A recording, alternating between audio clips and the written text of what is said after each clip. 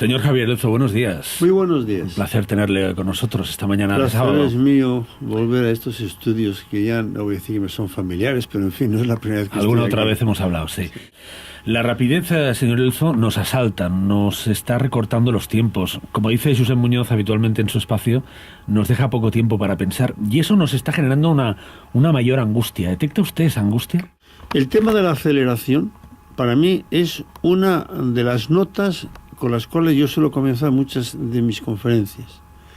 Yo digo que vivimos en un momento de mutación histórica, cuyas características son, evidentemente, la revolución tecnológica, está la mundialización, está el nuevo papel de la mujer y añado inmediatamente la aceleración vital. Hay un sociólogo alemán, no traducido al castellano, Helmut Rosa como la rosa, la flor, cuya tesis es la aceleración. Y él dice que estamos en una constante aceleración, de tal manera que no podemos sedimentar las cosas. Y ahora, precisamente, me coge, si vieran en mi maleta que la he dejado en recepción, estoy leyendo un libro que es de un pensador americano cuyo apellido es Carr, el nombre no me acuerdo si es Helmut Carr o Carr, cuyo título es Internet nos está cambiando la forma de pensar, y tiene un título que pone superficiales. Es una cosa a la cual le doy muchas vueltas. Le doy muchas vueltas de cómo esta información que estamos recibiendo en forma de flashes, de sitios distintos, de lugares diferentes, en muchos momentos sin saber quién dice qué, donde el anonimato está entrando a marchas forzadas dentro de nuestras comunicaciones. Basta con leer la prensa escrita, por ejemplo. Y baja, comentarios, 200 comentarios, Antonio, Pepe, Mari Carmen. Todo esto me pregunto, y se pregunta mucha gente, hasta qué punto esta aceleración, esta rapidez de cosas tan dispersas no pueden estar cambiando, incluso dicen algunos neurobiólogos, eso se me escapa, nuestra forma de entender, nuestra forma de pensar. Yo creo que el problema de la superficialidad viene de el título que le dimos a la encuesta europea de valores aplicado a España, que vale para Cataluña, pero claro, no es la cuestión de repetirlo. Era un individualismo placentero y protegido. Placentero y protegido. Sí, y yo no me atreví a llamarlo hedonista. Me parecía que era cargar demasiado las tintas. Entonces, claro, es un individualismo que no es personalismo, porque el personalismo es mucho más serio. Es un individualismo que piensa mucho en sí, que, claro, busca la diversión, busca el placer, por eso que ha subido la importancia del ocio y el tiempo libre, al mismo tiempo que busca la protección.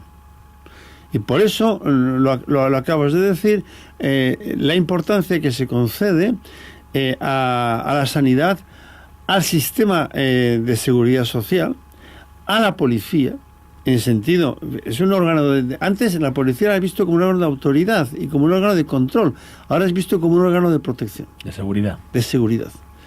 Y bueno, eso, la encuesta está hecha, la encuesta española está hecha justo antes de la crisis, en mayo-junio del 2008, mientras que la encuesta catalana está hecha 10 meses después, en abril-mayo del 9, cuando ya estábamos en la crisis, sin haber visto la gravedad que se ha visto en el 2010, y además, de alguna manera, todavía con alguna serie de medidas de protección que estaban funcionando. O sea, todavía no había venido pues el batacazo que vino en mayo, pues tocó cuando ya la encuesta se estaba pasando, ¿no? La sociedad catalana mantiene este principio de una sociedad placentera y protegida, que aplico al concepto de la sociedad española, pero incluso yo diría que ha aumentado. O sea, todavía en la sociedad catalana valora más el ocio y tiempo libre, la liberalidad en las relaciones proxémicas, en las relaciones cercanas. Eso aparece, por ejemplo, en el modo de entender las uniones familiares, en el modo de entender las relaciones sexuales, de una gran liberalidad, en el modo de entender la educación, por ejemplo, aunque de pronto hay una vuelta a lo clásico cuando se trata de educar a un niño, porque también se dice que nada lo hace tan bien como un padre y una madre que se lleven bien.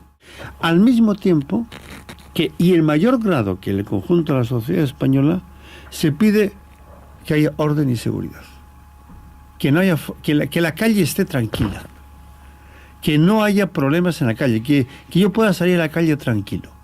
Entonces, estos dos ámbitos que yo digo que existen en la sociedad, española, que es una sociedad individualista, placentera o hedonista y protegida, es perfectamente aplicable a la sociedad catalana, pero corregido y aumentado. Un mal síntoma para salir de esta crisis, ¿no? Lo que nos decía antes, valoramos más el ocio, quizá menos el trabajo, y eso frente a otras culturas más rígidas que tienen menos que perder y muchísimo más que ganar, ¿no? De hecho, dos personalidades políticas de primer plano, una puedo decir su nombre porque lo dijo públicamente, que fue Jordi Pujol, la otra por discreción, pero con quien me encontré fue un exministro socialista, con Felipe González, con quien he tenido ocasión de verme en 2 ocasiones estos días. Venía a decir un poco esto. ¿Cómo vamos a poder salir en una sociedad, digamos, con los problemas que tenemos, si nos comparamos, por ejemplo, pues con Brasil, o nos comparamos pues con otros países emergentes, en donde el trabajo adquiere una centralidad, mientras que en Cataluña parece que lo que adquiere centralidad es el ocio y el tiempo libre. Yo, con todo el respeto que tengo a los dos, y hasta el cariño personal, yo creo que es un problema de perspectivas. O sea, el trabajo sigue siendo importante en Cataluña. Lo que pasa es que cuando uno hace unas encuestas, uno va comparando cosas, ¿no? Y lo que ha pasado es que el ocio y tiempo libre han adquirido una relevancia mucho mayor en los últimos 8 o 10 años.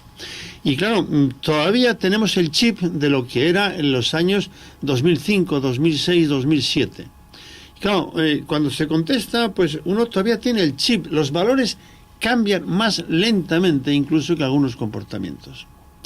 Claro, cuando yo... eso es lo que explica que de pronto el trabajo parece que haya perdido un poco de centralidad y haya adquirido una centralidad, el ocio y tiempo libre, que ciertamente lo ha cogido muy grande. ¿Por qué?